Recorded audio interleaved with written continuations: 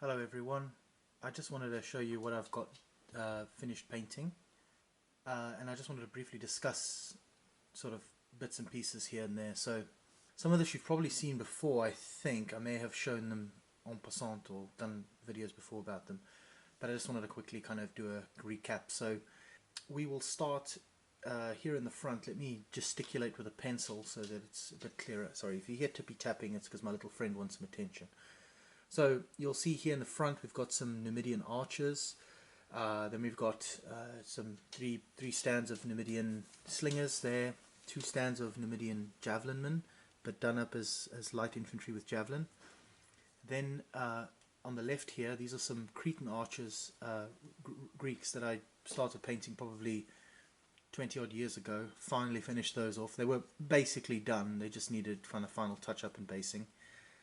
Then here at the back, these three bases here are Numidian javelin bases, but I've done them up as sort of peltasts, so slightly larger, kind of light infantry clouds, so to speak.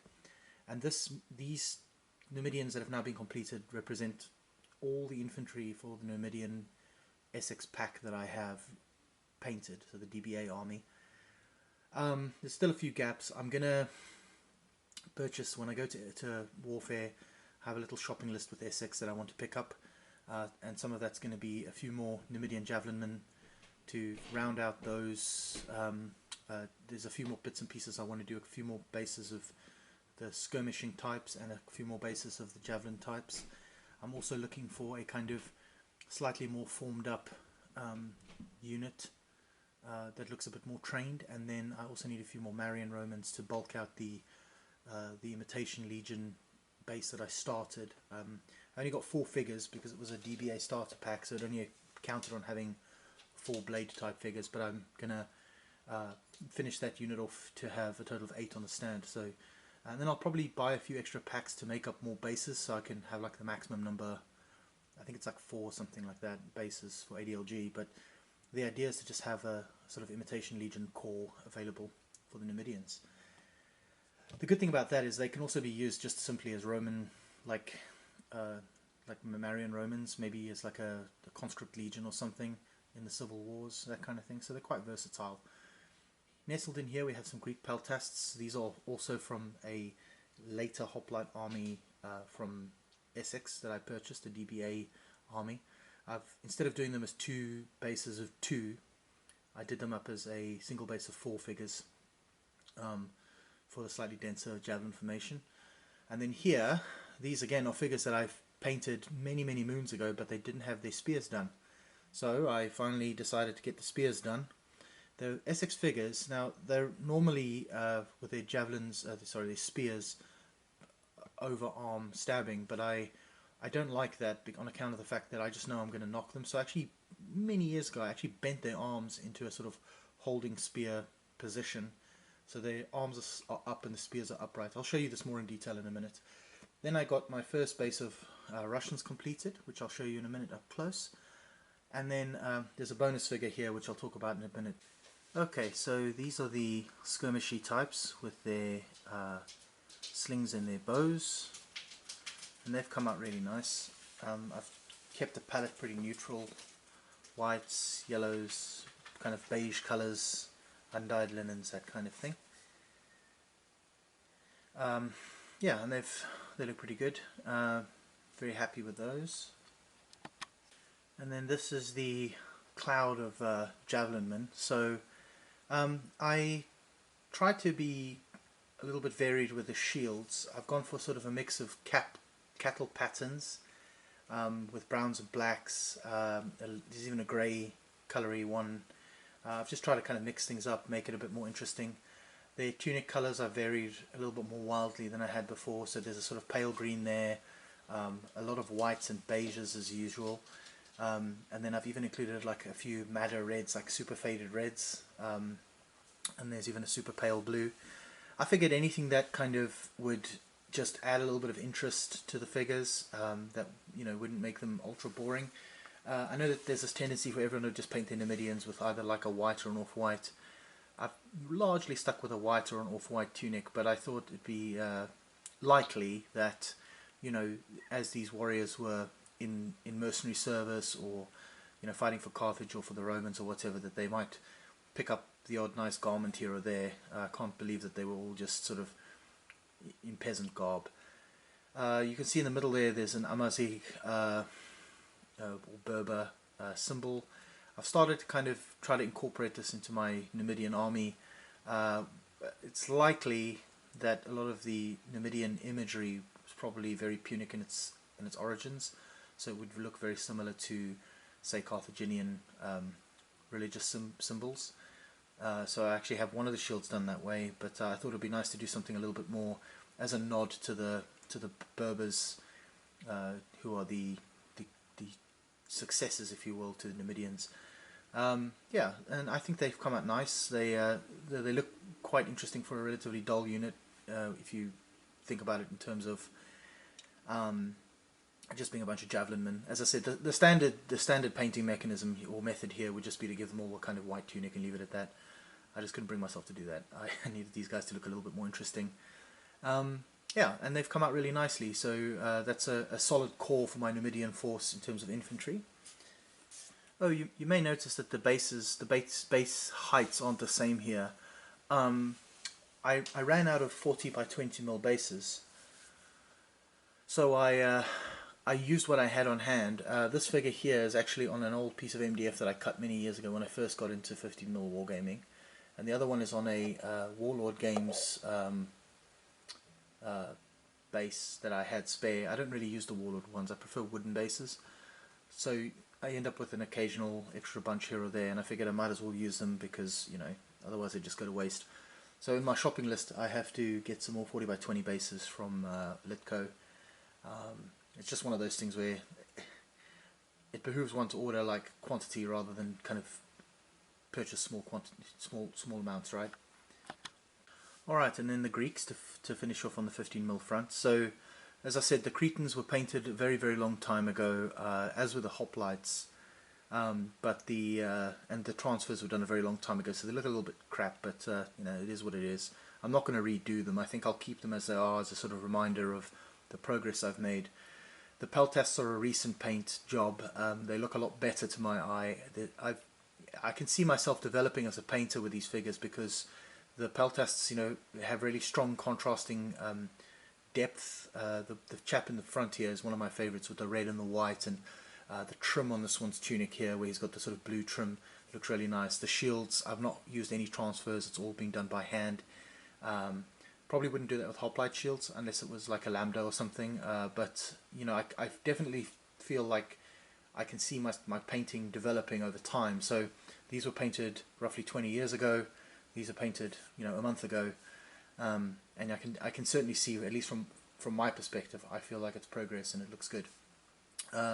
As I mentioned, slight conversion on the spearmen, on the hoplites, in that they are holding their spears upright. That's literally just a case of not wanting to have to deal with horizontal spears and just end up knocking them off all the time, because I know that's what's going to happen, right? Peltasts, I'm going for the ADLG way of basing them, which is the javelin light infantry type. Just as a kind of slight difference, I prefer 60 by 60 bases. On that topic, these spearmen were done on 40 by 15 mil bases, so what I'll probably end up doing is purchasing those little, I might even have one handy here, give me a second. Yeah, so these are like magnetic, they're adhesive magnetic sort of little base underlays that you put on, and what I may do is buy some 40 by 30 ones and then stick the two bases on there together, and then maybe put a little bit of PVA in the seam between the two bases, and that way make them into a 40 by 30 base. Again, my preference is for 40 by 40 in the main, but with ADLG it's quite forgiving. The author liked the square bases, but I think he's also kind of surrendered to the fact that the DBX standard means that they end up being 40 by 15, that's 40 by 30, if you double base them. And so I'm just going to go with whatever I have. So if I have, like in this case, if I have you know, the 30mm depth, I'm just going to keep the 30mm depth. I'm not going to go out of my way to put them on square bases. But anything that's new, or rather anything that comes after this, I should say, if it's a hoplite unit, I'll probably stick with 40x30 so the army is consistent. But like with the peltasts, I will just use the 40x40 squares. I have a bunch of 40x30 bases, so I may as well use them. Okay, and then my first base of Russians. These are the 2nd Battalion of the Vladimir Regiment, with the white trimmed furashkas on the top, but with the red shoulder straps. The uniforms, the greatcoats, are largely done in the sand grey version, IDF sand grey version 1 from Mission Models. Again, thanks to Warwick George for the recommendation. I think it's come out really nice. They were actually pretty quick to paint up, all things considered. Obviously this was like the test batch with that colour scheme, so there was a bit more kerfuffle around them, specifically to do with the reactivation of the paint. But in the main I'm quite happy with them. They've come out really well. The base, this white's a bit stark. I'm not sure if it's the right background for this, but we'll worry about that later when we do like a proper unit shot or battalion shot. But yeah, they've come out quite nice. Can't really complain. They were actually a pleasure to paint for the most part, so I'm not going to complain on that front. And I think they look pretty good. I'm still having this sort of slight crisis of kind of thinking regarding the basing for this army, both the armies, the British and the Russian, and that's to do with the fact that 4 base units mean that the standards are never properly centered. I know it's a small thing, but it's a thing that's bothering me. So I've kind of come up with an idea where I could do 2 60x30 bases, which are 60mm deep but 30mm wide, which would basically combine to form a single base. So then I could break those off and put them on either end of the...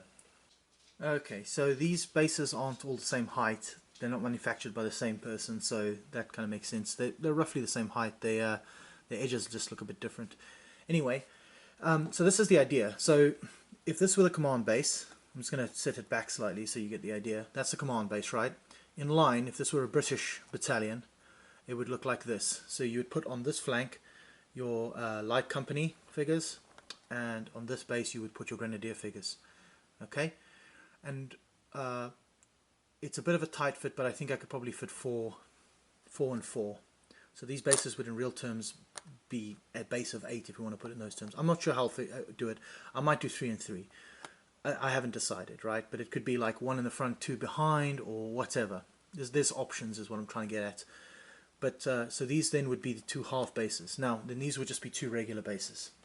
So if you think about units of 24, this would be 6, 12, 18, and then we would need another 6, right? So we could do 3 and 3, for example. Now with the Russians, because they don't go into line, right? If these were the same, if these were all just square bases, 60x60, this is what the Russian attack column would look like ideally, right? That's the idea. The thing is, if these were one of the commands, they would be off-centered, and I quite like the sort of nice-looking symmetry of having that instead, where this is the command base here, like this. All right, similar principle as what I've just described with the British. The idea is that, let's say they're in the attack column, you can have it centered, and then of course if they're in march column, which means that the bases are just stacked one behind the other, they would also obviously be centered as well.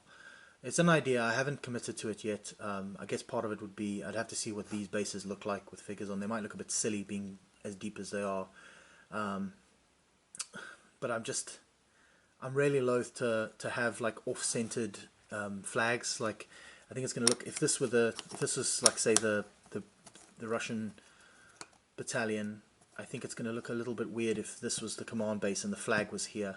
I suppose I could always push the flag towards the center line, but it would still lack that symmetry, right? I want the idea that they're following behind the flag and their officer in the middle. Anyway, maybe I'm just overthinking this again. I think this is kind of like analysis paralysis, if you want to think about it like that. But the good news is it's not stopping me from painting, because I'm still smashing out the figures, so that's It's more a basing thing. If anybody has any thoughts on that, let me know. There's part of me that can't really deal with the idea of the figures, the command stand not being centered, given that it's the center of the unit.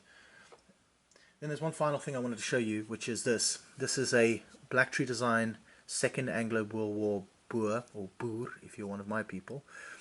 As I was going through stuff that was in the little storage area, I have a box labeled Colonial, and I wanted to add some bits and bobs to it because I found some in another area that didn't belong there.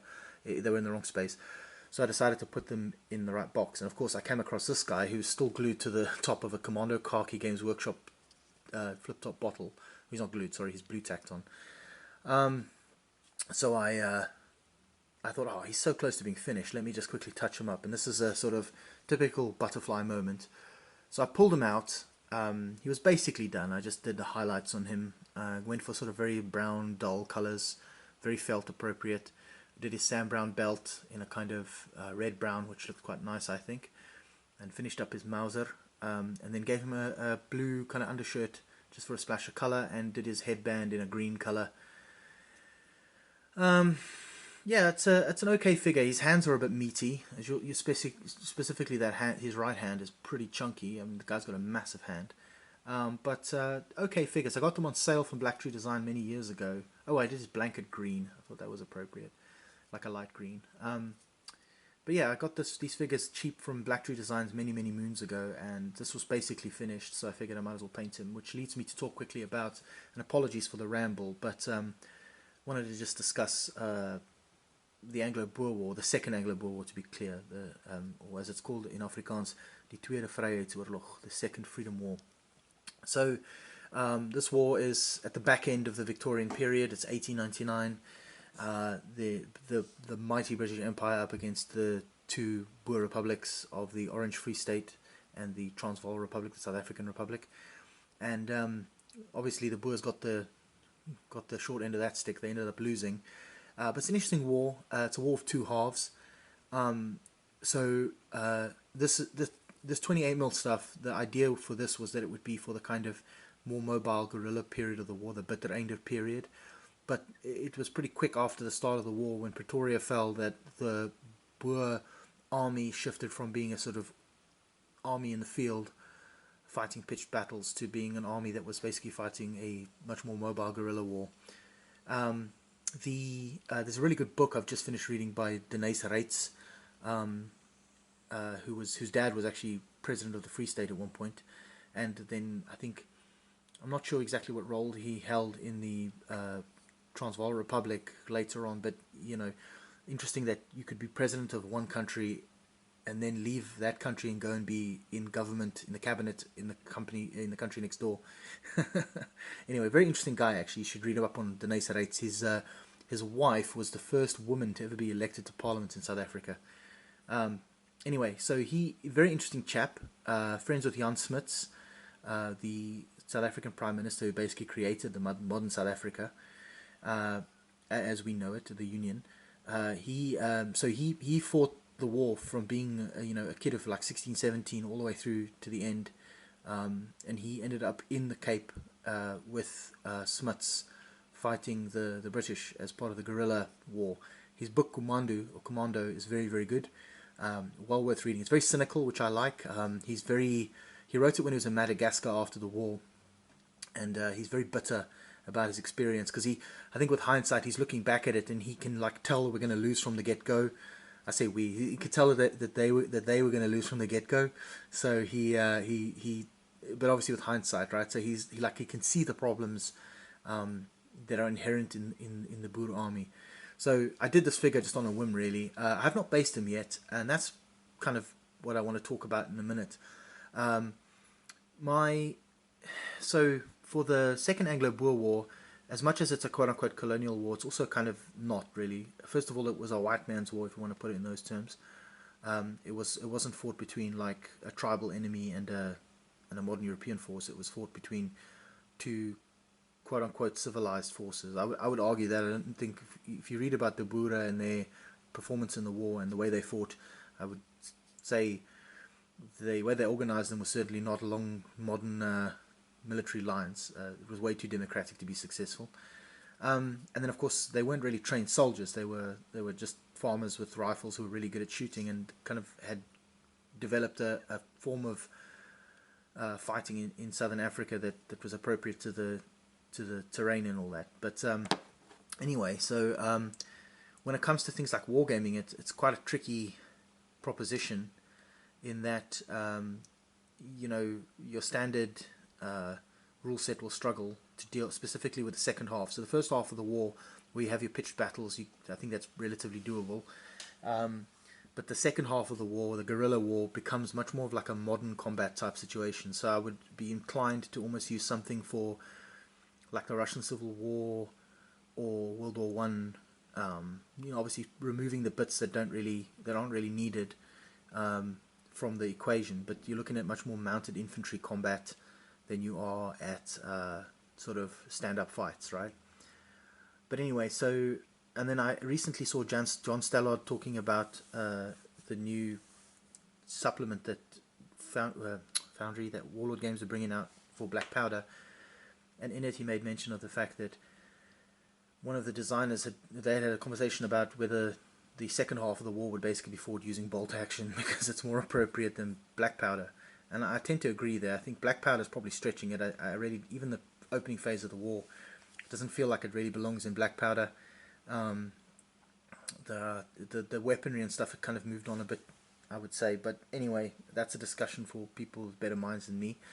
Anyway, my point is that I think that it's a war of two halves, right? There's the opening phase, and then very shortly afterwards followed by the guerrilla phase.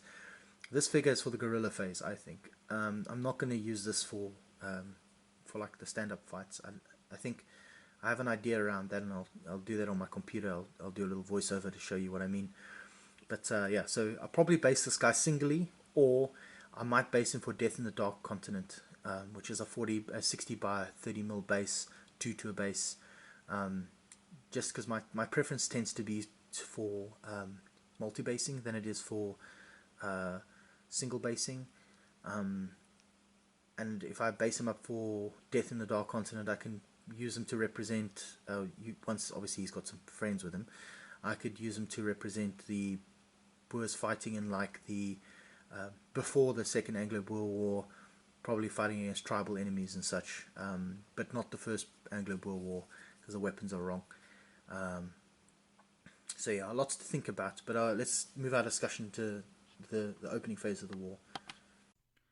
Okay, so I mentioned the start of the war being different from the second half, and what I'm really looking for with the first half of the war, which is going to be different from the second half, which is going to be the more skirmish type game that I described earlier and the figure that I showed you, is that I'm going to need a little bit more variety on the Boer side. So this is Bacchus's offerings, for example.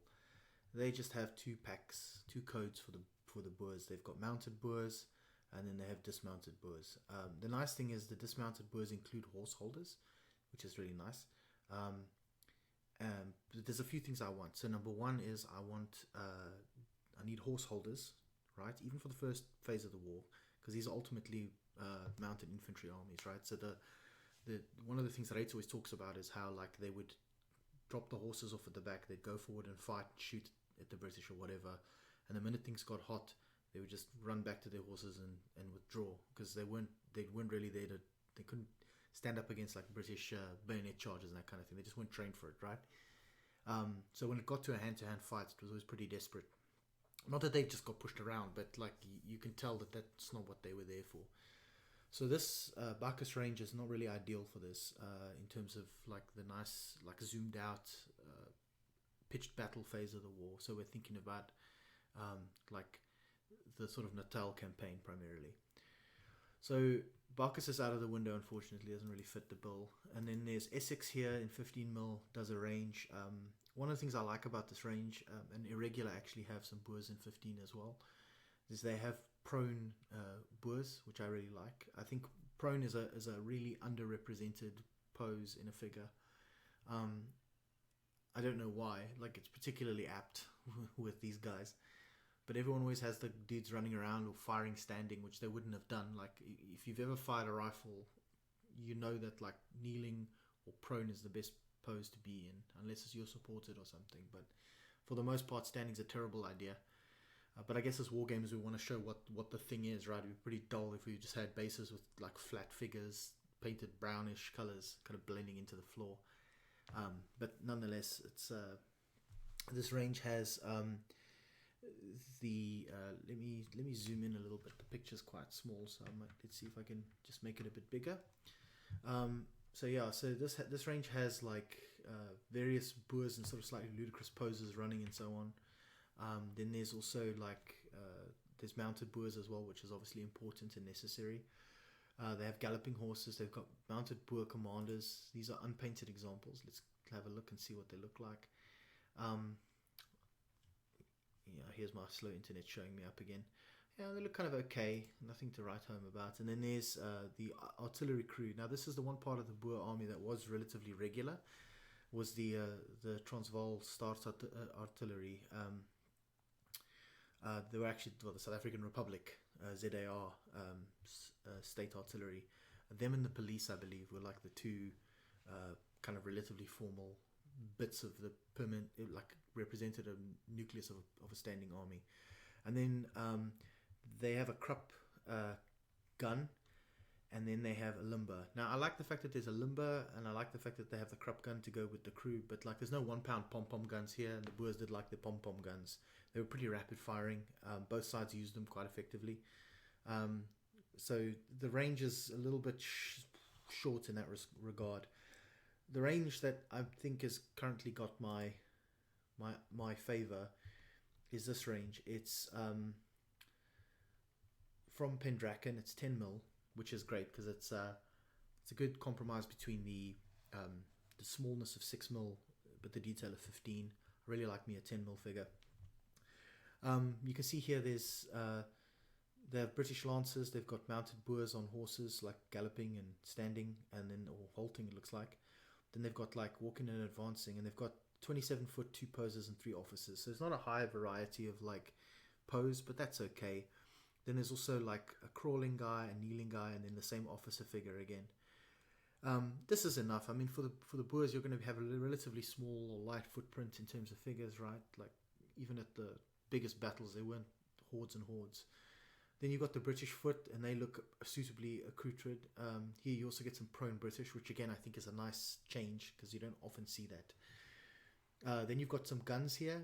You've got a 15-pounder gun for the British with limber and horses, right? Which for me is a big deal. So let's have a look at this pack just so we can see. There might be, I hope there's another picture that shows you the limber. Maybe not. It doesn't look like it. All right. Then there's a 12-pounder naval gun with crew. That does not come with a limber. Then there's the 4.7 inch with the limber and horses. So that's nice. A Maxim gun cart, which has horses as well. The pom-pom with limber and crew, this is kind of the gold standard because I'm a firm believer in limbers. If you can get them, paint them, add them, it looks right. You know you want to. It's extra work, but again, it's a utility piece, so you don't have to spend a ton of time on the figures. You can just get them done for a pretty decent standard, and they add so much to the table. I think they really do add to the kind of general look of the game. There's the 1 pound Boer pom-pom, which I'm really keen on again. So that's something we've not seen in the other ranges. And then they've got the creosote gun, 75mm. They've got a 155 creosote gun. These are with the proper artillery crew, the state artillery crew. There's this imperial foot here, running and advancing. Kneeling and prone, so these will be Australians oftentimes, your frontier types. Mounted infantry in pith hats, mounted yeomanry in slouch hats, officers, mounted generals. They've got a 75mm Krupp gun with a crew, limber and horses. Let's just double check here. Yeah, so most of the guns have got a limber, which I really like. There's some Highland foot as well. Some Oxen teams, a heliograph team. It's a pretty complete range, actually. It's a 5mm howitzer. There's a moment that Rates describes where they get. He really hated British artillery because they were trialing out these new shells at the time that basically exploded. They were like air. I forget what it's called. They would explode in the air. but they were basically a proto form of chemical warfare. Like, I wouldn't say that they weren't like like, what's the word I'm looking for? They weren't like phosphorus, but they were kind of sort of like phosphorus. And he describes how horrifying these things were. So like the Boers learned to fear those shells big time. Absolutely horrific. There's a wagon with oxen. They've got blockhouses. I mean, it's a really complete range. You know, there's a mountain gun. There's a 40-pounder. The only thing they've discontinued is the armored carriages. I think it's for the trains. There's some additional Boerfoot Naval Brigade. They've got Boers in trench.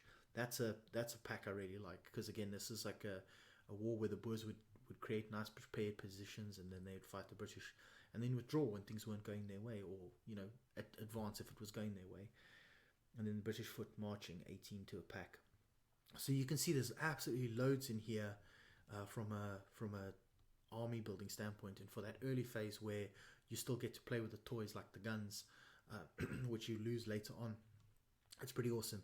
The only thing is there isn't really a horse holder pack for this, but handily, I was checking out these figures, and like this guy here, this dude with a little sort of bowler hat who's like an officer, he's got his hand pointing out. I think that's an easy conversion into a horse holder. Let's see if there's another figure in here that we could probably double up there. I think there were some more Boers. No, maybe not. Yeah, you could.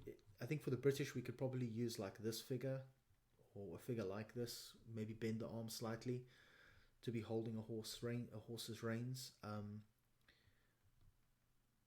Or we could even just have like the guy near the horses, like guarding them, right? It doesn't have to be holding them. But what I did check out was, if you look at these guys, they've got some. Where was it? They have like some animal packs. I saw it here somewhere. Animals. There we go.